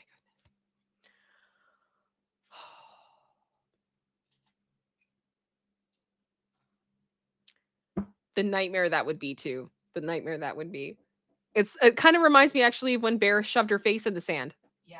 Yeah. There was a number of years ago, we went on a cruise, and as Lacey is, as much as she is my baby, she's my best friend, she's my dog, she is also my service dog. And so Lacey comes with me wherever the law will allow for her to accompany me, particularly if I go somewhere overnight. So Bear came with us on the ship. It was a Disney cruise. She met Mickey. It was very cute. But we took her to the beach, and I was very careful with her because she'd never been to a beach before. And we found a little area where there was like some shade, and I put down a towel and I just put her on the ground and let her kind of feel it for the first time. And she was kind of interested, and then I looked at her and I just said, "Do you like it?" And then she just shoved her face into the sand. Like so quickly, and we were like, "Oh no." So I grabbed her right out, and we were pouring water, making sure she didn't have any in her eyes, and I cleaned her up and got her all good. And of course, she's a toy poodle, so her hair absorbs everything. And then with a wet face, we took her back, sat her down on the ground, and she proceeded to do the same thing again. She just wanted her head in the sand. So we had to take her back to the ship and give her a full bath and everything. And it was like, it was so much sand. It was everywhere. And she was just absolutely covered. It was awful. It was awful. Yeah. Once again, my plans have been foiled. Oh no! Why can't we do a bell on the ladder? I mean, I know why we can't do a bell on the ladder, but I want to. Doesn't everybody want to do that though? Like, just go. What is the point of having one of those ladders? Yeah, what's the point of having one of those ladders if you can't ride it? It's fun. It's fun. Why? I'm bitter. I like that. But I understand it, because some people would go crazy. People would get hurt, and then they'd sue, and then it'd be a whole thing. Me when someone's looking at me while I'm doing something.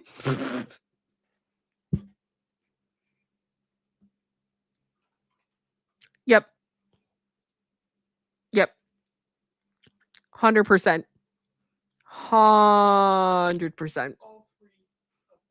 Yeah, all three of them. So like the burner's not right, the shell in the pan, and then the egg on the ground, like on the stove itself. This was a triple fail. This was a fail and a fail and a fail. But at least you caught it, you saw it, and hopefully you won't make that mistake again. But it's true though. It's like sometimes when you just kind of freak out when everybody's looking at you and you're trying to do stuff. It's hard. It's hard. I relate. When someone replies to your meme with another meme, finally someone who speaks English. Absolutely. Absolutely. Yes. Yes, yes, yes. When you have no life experiences or achievements. I remember that. Oh my gosh, I remember that. It's no, okay, you know why it's his former child? Because the Bachelorette that season, if I remember correctly, babysat him. Ew. And he was trying to like kind of like it's not a big deal. It's not a big deal. Like we're pretty close in age though. It's fine. It's like who cares? I was a kid then. I'm not that kid. So he was a former child. It's weird. It was so weird. If I'm remembering correctly. Does anybody else remember this season of The Bachelorette? Like, you guys know that I'm not totally crazy on this? Somebody back me up. I'm sure somebody in this chat has watched The Bachelorette and remembers this.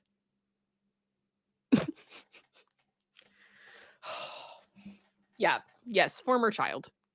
Former child.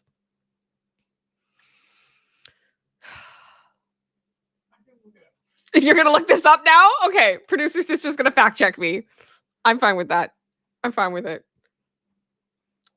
We all have that one friend we travel with. It's not far. We can walk.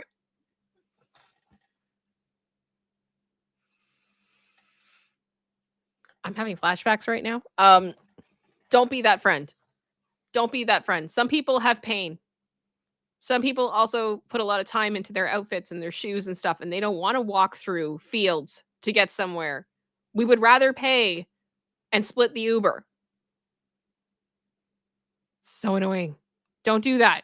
Don't be that person. At least give them the option. Most of us are willing to throw $5 in a pot to get an Uber. Okay? Just come on. Ugh. Relationship status. Girl in the purple dress. Yes, queen. Yes. Absolutely yes. To be honest, out of all those dresses, I actually do like her dress the best. She looks great. She looks great. You keep living your life. You live your life.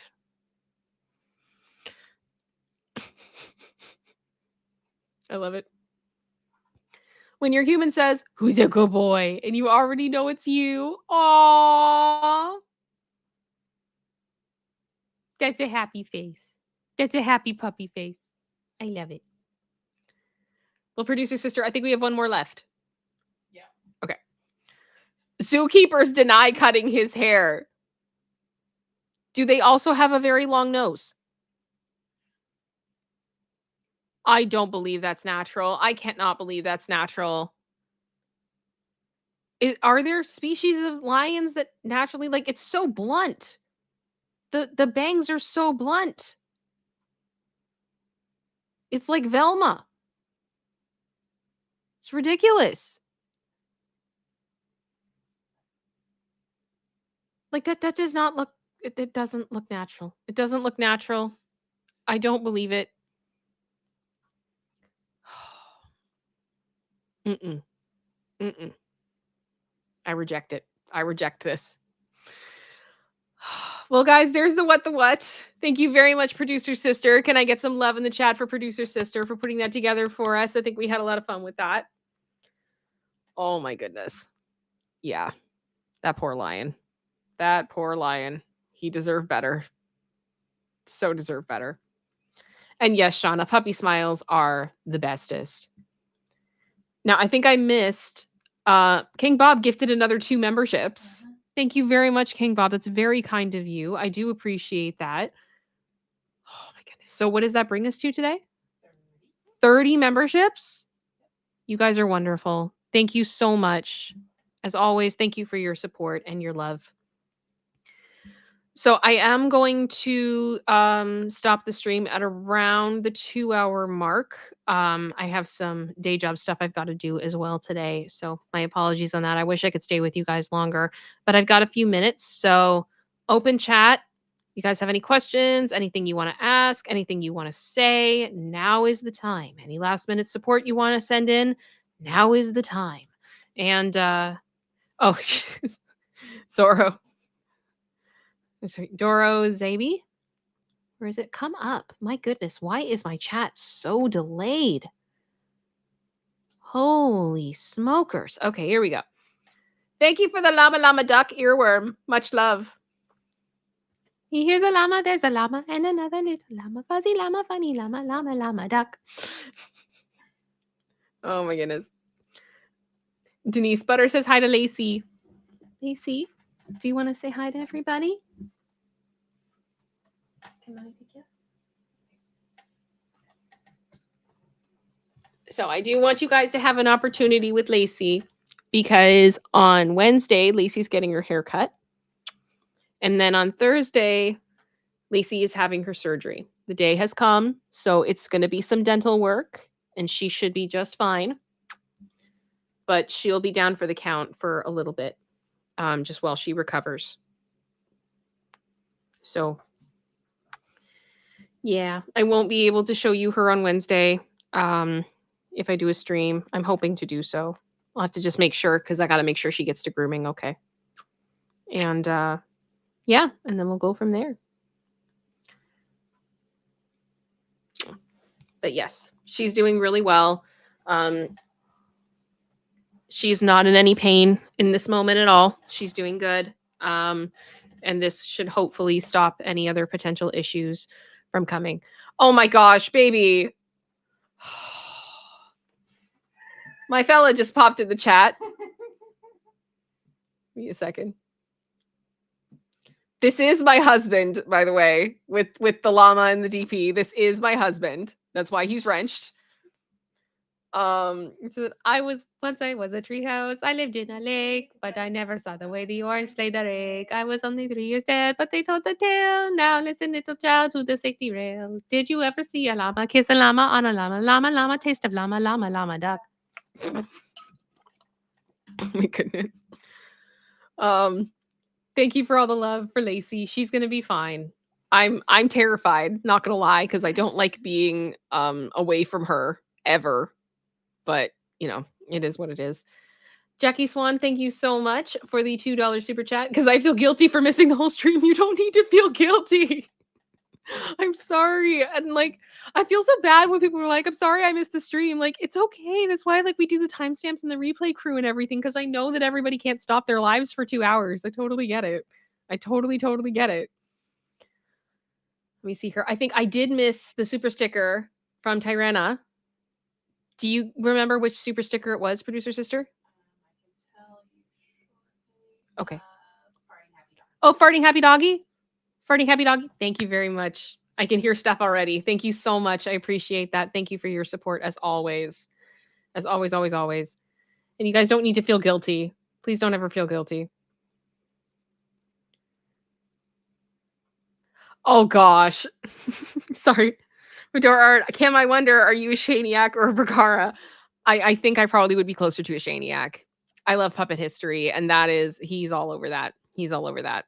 So, yeah, it's a good time. It's, you know what? Love of Muppets, although I will say I'm also, I grew up loving Disney parks, so I'm sure Ryan Bergara and I could have very interesting conversations about Disney. That would probably happen. So, it's funny. Let me check here.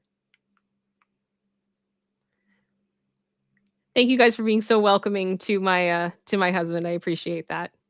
It's very kind of you guys. Okay, I think we have pretty much. Oh, Denise just said I PM'd you a picture of Butter looking at Lacey. Aw, okay, I will take a look at that. Thank you very much. It's so cute.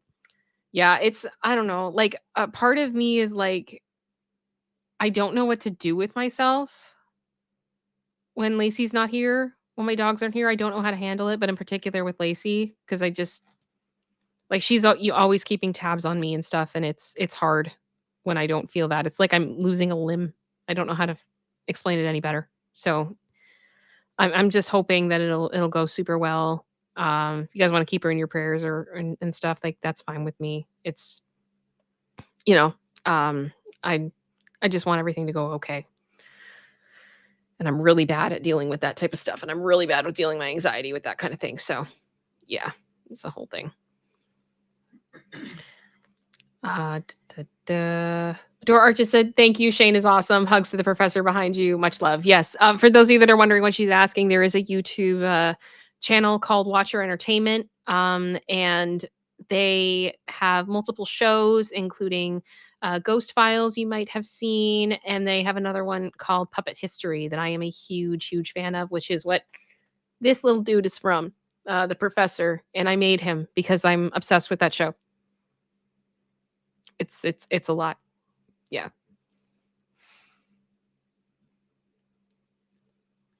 Let's see here. Alias said, "How is it going with the PO box? I found a Pepsi Britney doll and I want to give it to you." Oh my gosh. Oh my gosh. I am working on it. Oh my goodness. That's crazy. Thank you so much for thinking of me. That's amazing. That is amazing. And that's very kind of you. As soon as I know what's happening with the PO box, I will let you guys know. I'll send out a community post and I'll let you guys know in a video, and we'll go from there. Thank you very much for thinking of me. That's very, very kind. Yeah, KDRS94, I lost my furry best friend in 2020. I was lost. I get it 100%. She helped me through my health problems. You know what? I will say we lost one of our dogs a couple years ago. Scooter, I don't care if people think that it's silly that I feel this way about it, but Scoot was not my dog. He was my little brother. And I miss him every day.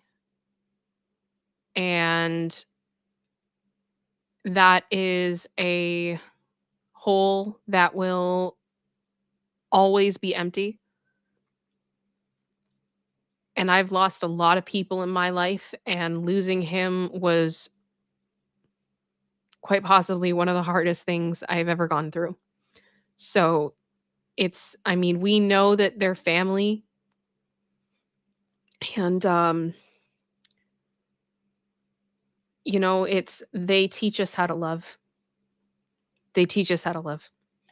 And that means a lot, I think, for all of us. And it was funny too when I was really grieving and I was having a lot of trouble, and I was actually talking to my therapist, my psychologist about it, and just being like, how do I move through this in a healthy manner? Because I knew I needed to be in a healthy place, because I mean, Lacey was devastated. It was, her best friend. She was a wreck for months. And I just said, like, how do I process this in a healthy manner? And one of the things that my psychologist shared with me was that a lot of people find losing their furry family members, their four-legged family members, to be harder than losing others. And she'd had a number of people who came in and actually struggled more with the loss of their dog than, for example, the loss of their parents. It's a very common thing for a lot of people, because it's an unconditional love relationship. It's different than any other relationship that you have. And in a weird way, I actually found that to be kind of comforting, that I didn't need to beat myself up about how devastating it was to me, because many people are incredibly devastated when they lose them. So if that makes sense, like, please don't ever beat yourself up about that, because that was something I never should have done to myself. And it sucks. It sucks. Denise just said, Butter's not my service dog, but she acts like one, so I understand. Toy poodles are so perfect as service animals. Yeah, they are. They're so smart, and they're so intuitive at the same time as being so crazy intelligent. They're amazing. Highly, highly recommend. Yeah. KDR74, I still don't know how you made the professor. I found an article on Reddit of someone who did it, and they listed all of the links of where to get stuff. And some of the links I was able to follow and go through. Some of them they had sold out, and I had to search for other options. So I actually got the puppet itself from a small toy store in Vancouver, and I had them ship it out to me. The eyes I was able to get off of Amazon, but I had to get it through the States Amazon and get it imported. Pretty much every piece I had to get imported. The only thing that was not is the glasses that he's wearing are 3D printed by my husband.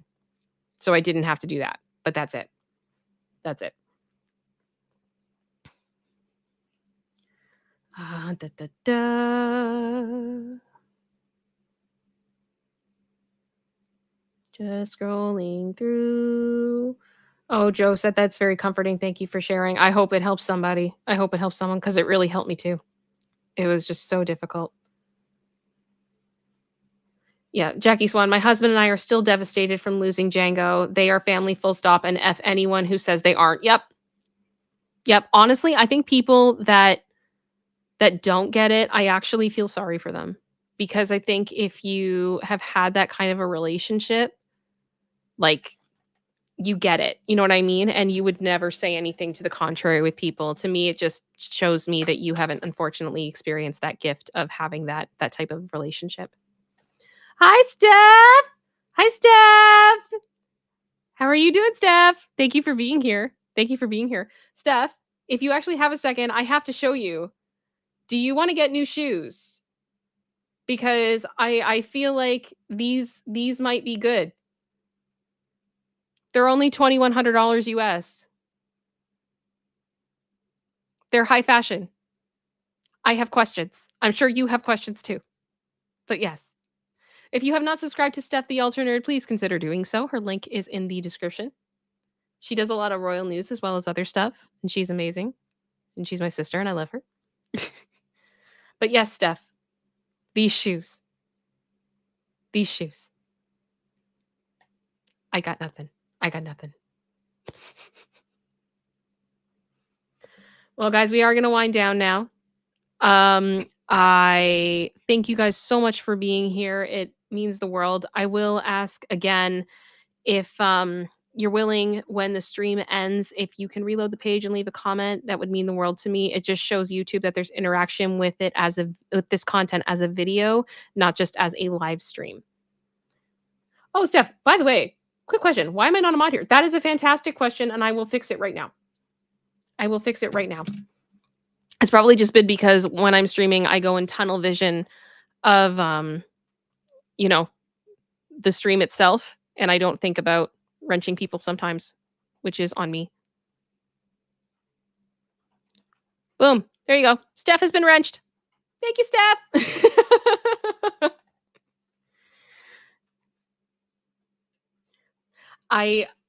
You're welcome very nicely. I'm sorry it took so long. My apologies.